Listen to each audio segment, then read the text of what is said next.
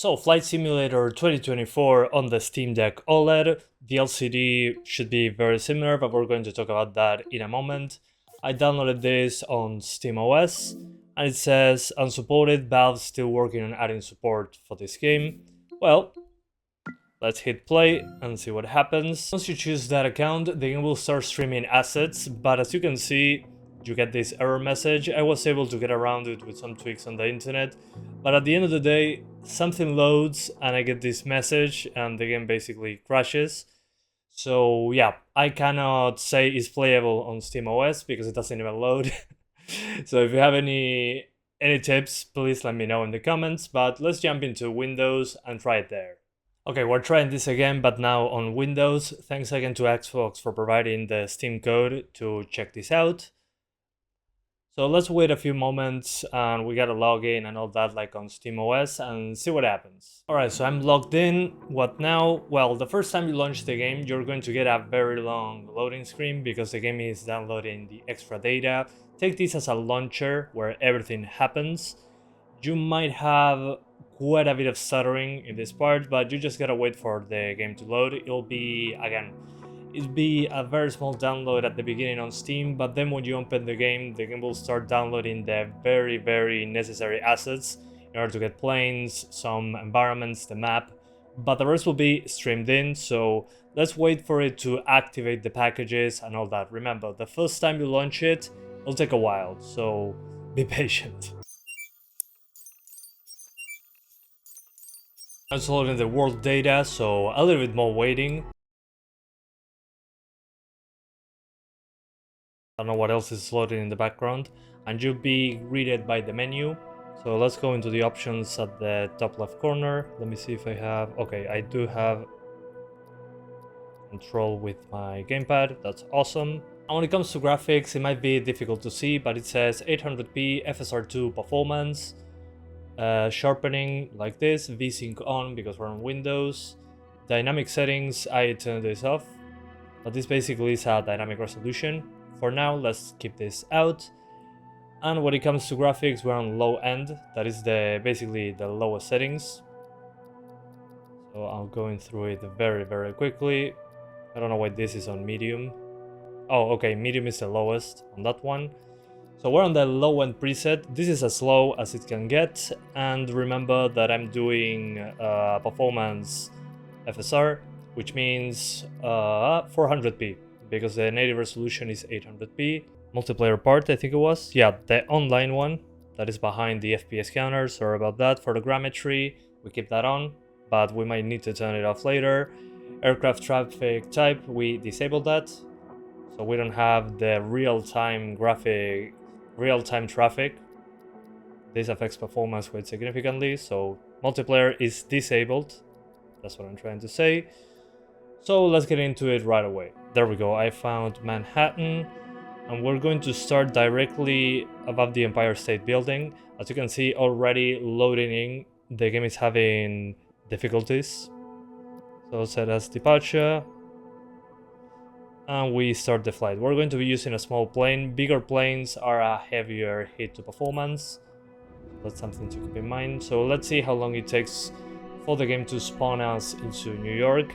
Again, remember that most of the assets are being streamed in real time over the internet, so the game doesn't have to download everything. Well, the first load is taking quite a bit of time, and we're now in the air. Got stuck. Hopefully the deck doesn't crash. Okay, ready to fly. And here we are in New York. I think it's using real-time weather from... This is how it should be right now in real New York. And as you can see, it's very demanding. Okay, we're playing at 400p lowest settings. And well, it stutters. It has a lot of CPU usage spikes. I'm not sure if this is because the game is streaming the assets in real time. The world geometry and all that is downloaded as you fly around it. Oh, well, what to say? I've been in New York very recently, and this looks just like it. It's a perfect recreation.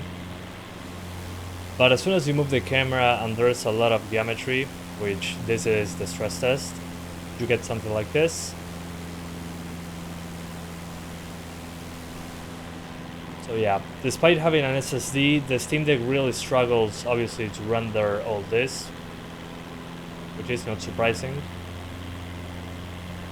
But at least, I mean, once you load into the game, and it loads the vicinity where you want to fly, you get a pretty decent quote-unquote experience if you don't mind being into the 20s. The thing is, the stutters when you move the camera are very, very heavy. Again, lots of geometry, we're heavily CPU and GPU bound. Alright guys, so I went back to performance FSR because it didn't make a difference to go lower because CPU limitation. And now I chose a different time of day. Now it should be clear skies and daytime. So there's no volumetric clouds, which should help the GPU. But the world streaming and all that stays the same. Okay, we can fly now. The map loaded. Despite being such a low resolution though, it does look beautiful. But again, remember, when you're playing this game, whoa, it's streaming data in real time. That's why it was a mess on day one, to say it in some way. But it always blows my mind how realistic this looks. Until you get to the ground, of course. And this is, again, a stress test, heavy geometry.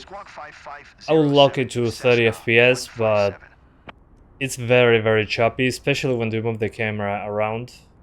And you see, wow, a very complex city such as this one. Let me go to the cockpit. The cockpit is even worse when it comes to performance in general. You have the copilot there, being very chill for some reason. And the glass in the middle is what makes things worse, I think. Because it has to render the cockpit, all these screens that show real-time data. So yeah, looking at the heavy geometry plays is what happens. But it stabilizes as you move on. If you're playing it more like a simulator, it shouldn't be a huge deal. And I'm also playing with all the assists on, so as you can see, as I get more away from the demanding place, to say it in some way, it gets better. But moving the camera 180 degrees is more of the problem. So I'm not expecting to get anywhere close 30 FPS consistently.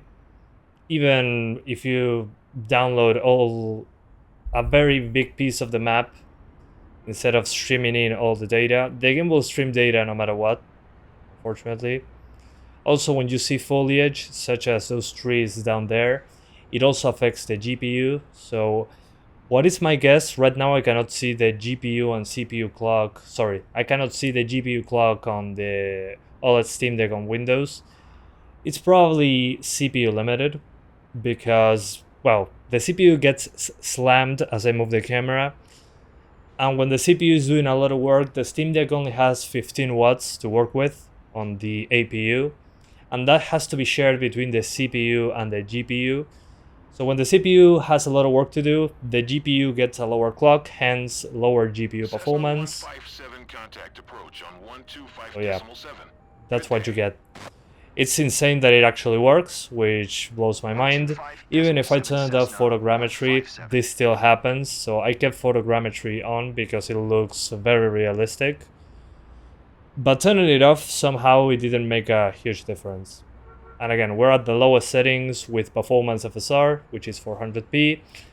And another big deal is that it requires Windows, because on Linux it's an absolute pain and you get crashes when the game loads, after it streams data. You can work around it, but it still has a lot of issues. So if you want to even try this out, you maybe have Game Pass.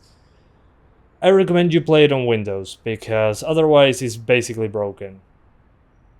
So let's go to a less demanding place, which means a more unknown city, such as my own country. So let's get there. Alright, so we're back into the world map. And what we're going to do is get away from New York, that is a very detailed city in this game, and go all the way down to my country, Uruguay. This doesn't have any... This is where I live.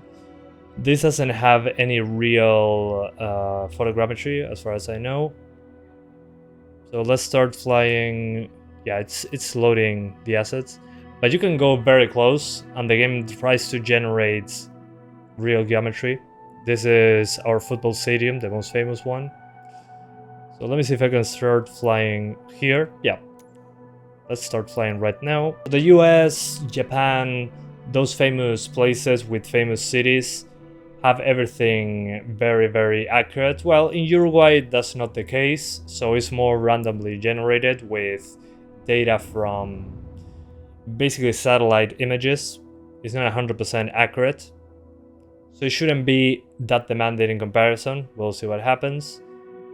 So I'm flying over my home city, Montevideo.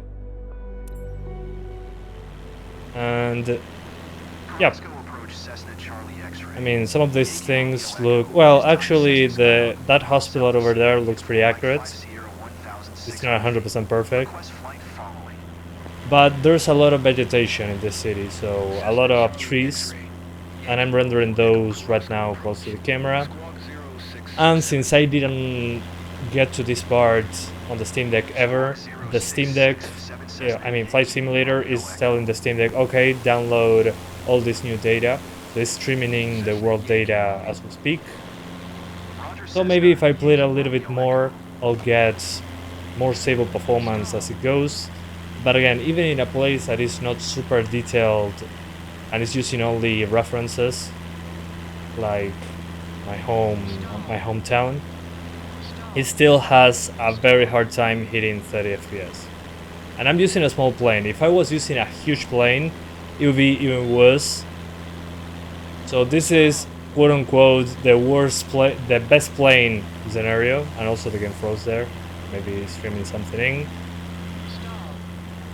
So let me very quickly swap to a bigger plane and see if we can stay in the mid-20s with drops when we look away. Okay, so now I decided to pick up a 737, a Boeing 737, a very common aircraft. So let's start flying over my country again. And this, again, lots more geometry on that plane. It's a huge plane in comparison to the one that I was using right now. So we have a higher FOV, way more geometry, and let's see if we can maintain over 20 somehow. Oh my god, look at that. Okay. It's loading. Come on. Ready to fly. Great. Oh Jesus. And these planes fly way, way faster than the plane that I was showing you a moment ago. So the game has to stream assets more quickly, but as you can see, it's having a way harder time staying close even to 20 FPS until I move the camera.